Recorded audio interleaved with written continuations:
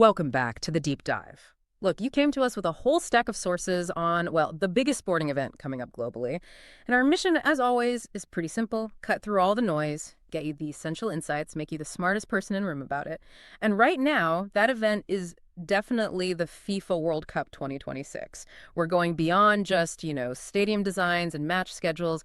We're diving into the huge logistical hurdles, the qualification drama that's actually already kicking off, the really cutting edge AI tech that's set to change how we watch and maybe even how it's played, and crucially, that human side, the mental health, the resilience needed from these top athletes. Yeah, and this is a deep dive unlike any other because, honestly, the event itself is just unprecedented. I mean, first time ever it expands from 32 to 48 teams. That alone is huge. And it's the first time hosted across 3 countries, the U.S., Mexico, Canada. So it's more than just planning a tournament. It feels like managing a whole continental migration. That scale.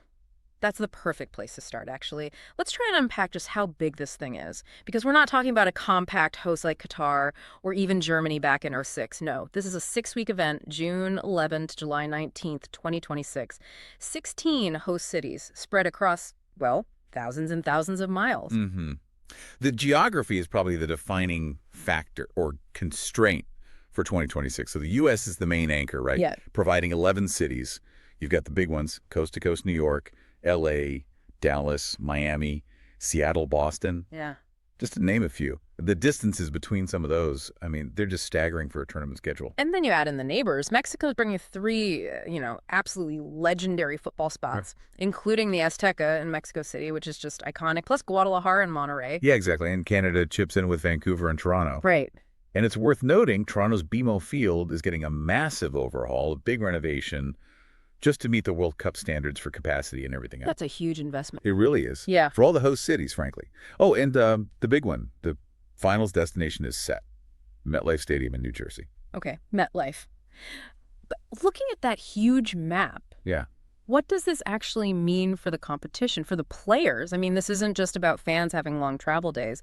It must impact the teams directly. Oh, absolutely it does. The travel is immense. Just imagine playing a match in Miami. Then maybe your next training session is clear across the continent in Vancouver. Wow. So FIFA and the hosts, they had to come up with something new for the group stage, specifically.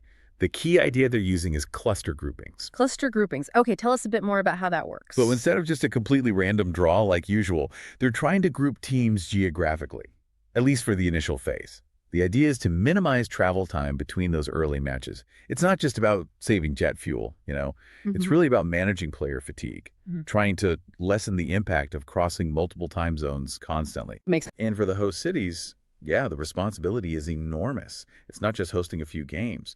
It's the economic aspect, the smooth movement of potentially millions of fans, plus the teams, across international borders in some cases, flawlessly. That level of complexity, it's hard to wrap your head around.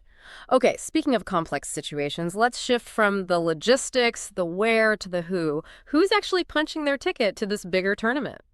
Well, the hosts get automatic bids, naturally. So USA, Mexico, and Canada, they're already in. Beyond them, qualification is well underway, and we already have a few confirmed nations.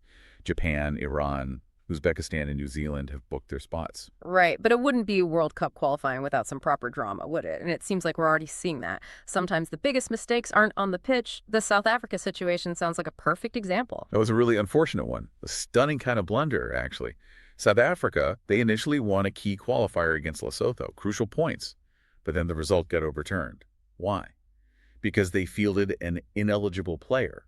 An ineligible player? What exactly was the issue there? Was it something serious like paperwork or... From what our sources suggest, it sounds like an administrative issue. Maybe registration wasn't quite right, or perhaps a minor suspension wasn't fully served. Doesn't seem to be like passport fraud or age issues. But regardless of the why, that mistake cost them 3 absolutely vital points in their group. Now, they are appealing it, but yeah, a single piece of admin could potentially derail their entire World Cup dream. Wow. It just shows you the margins, doesn't it? And the drama isn't only about who gets in, it's also about behavior. off the pitch. Exactly right. FIFA seems to be really clamping down on fan behavior issues, too. We've seen some pretty significant actions already. Fines, partial stadium bans handed out to countries like El Salvador and Serbia. This was due to documented racist and discriminatory incidents during some of the qualifying matches. So do these fines actually work, or are they just, a slap on the wrist for the national football federations? Well, they're designed to hurt. The financial penalties obviously hit the federation's budget, but arguably, the partial stadium bans, those might be even more effective because they punish the home fans directly, sending a clear message that, look, these rules are being enforced. Seriously. Yeah. The stakes for compliance are super high. It reinforces that the World Cup isn't just, a game. It's this huge global cultural moment under a very intense microscope. That's a really strong link, actually, moving from human error and crowd control to the precision of machines.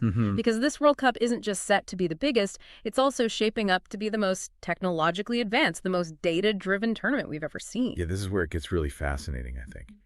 AI. It's moving beyond just being a post-match analysis tool. It's becoming more of a predictive, even an interventional system. And probably the biggest area we're seeing this is in injury prevention.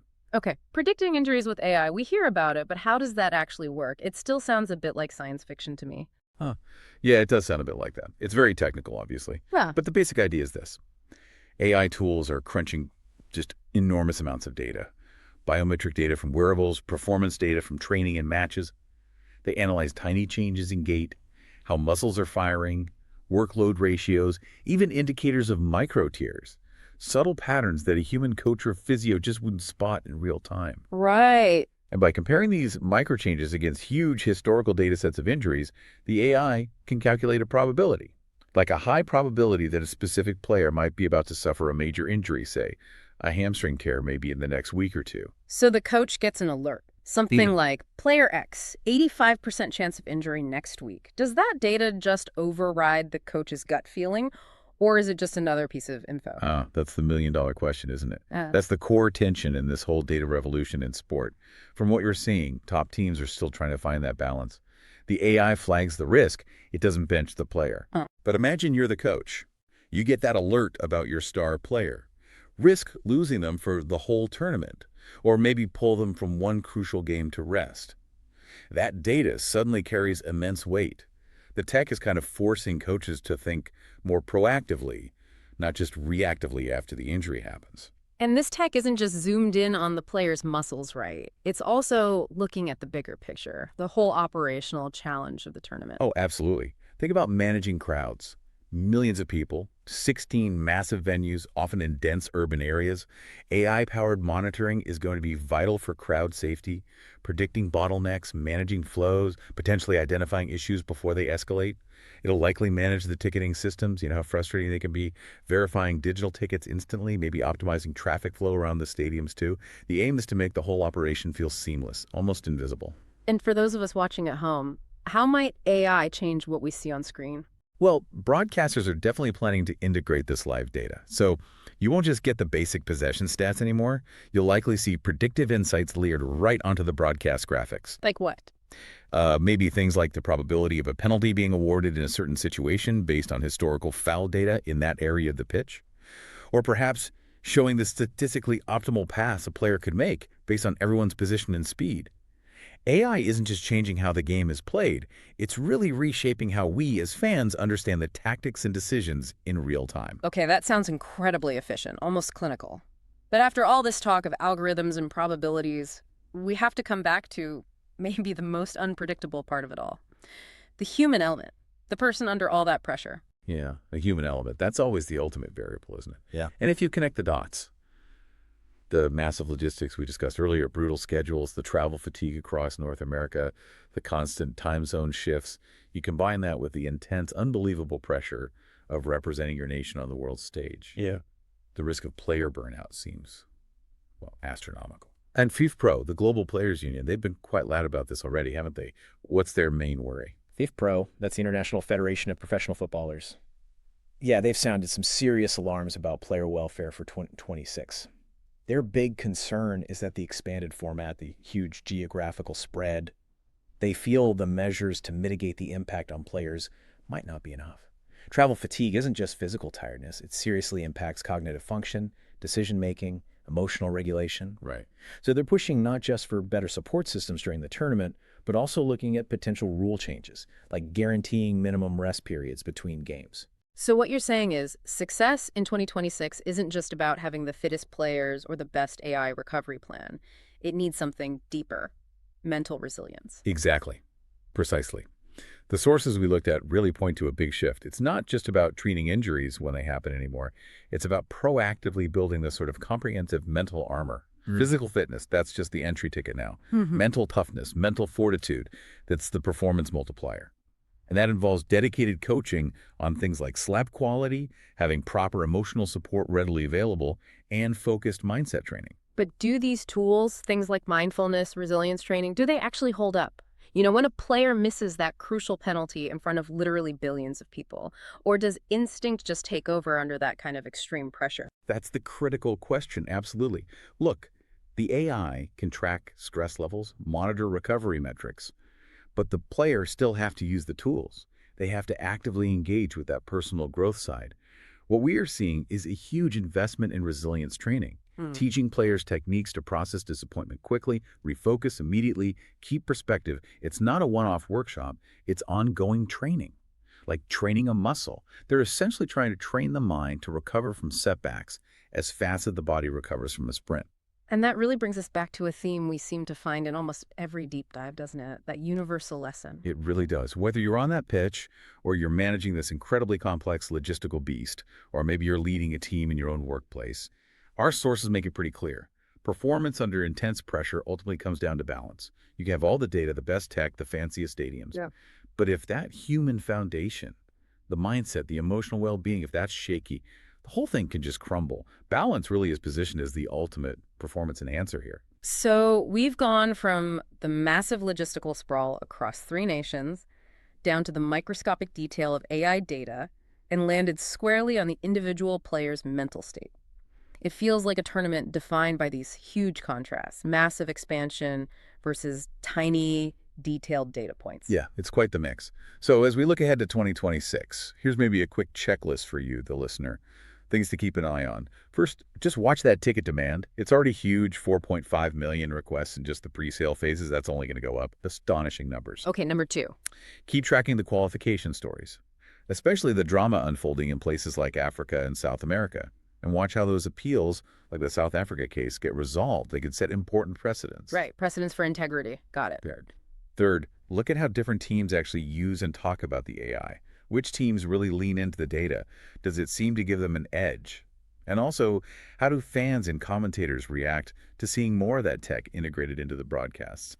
Does it make it better, or does it feel like too much? Interesting. And finally, follow the human stories, the mental health narrative. Watch how players, coaches, even the staff in the host cities, how they all cope with this unprecedented scale and pressure. The stories of resilience or maybe struggle, they'll be just as compelling as the action on the field. definitely. Look, the 2026 World Cup, it really is shaping up to be possibly the most challenging tournament in history. Not just for the teams aiming for that trophy, but for the whole complex machinery, the systems, the cities that have to host the world. So here's the thought we'll leave you with today.